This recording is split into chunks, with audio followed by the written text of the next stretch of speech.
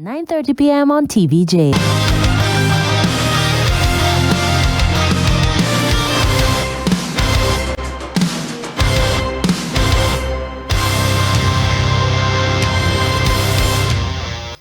Welcome back. It's now time for Midday Sports.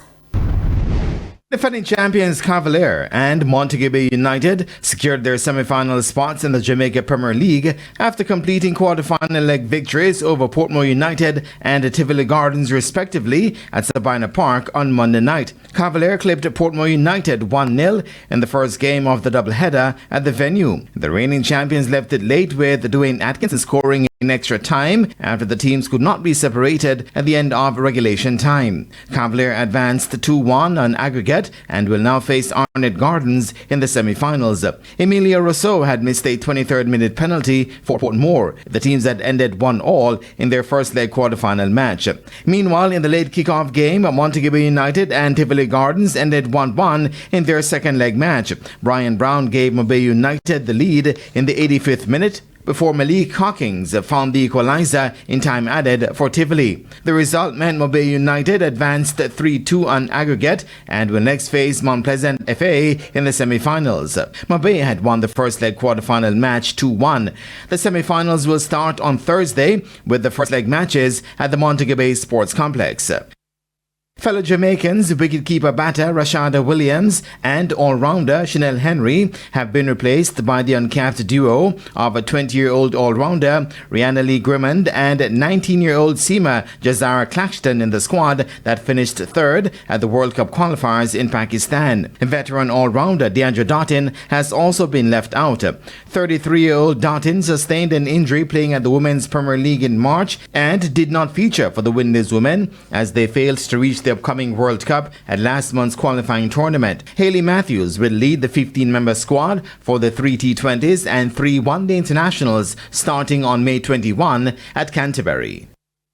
A veteran national coach, Maurice Wilson, says there needs to be a change in how the nation assembles its relay teams. His comments follow on the heels of a disappointing showing at the World Athletics Relays in Guangzhou, China at the weekend. We tend to only focus on those athletes who have made it and their names are being called regularly. What about the second-tier athletes that we're not focusing on?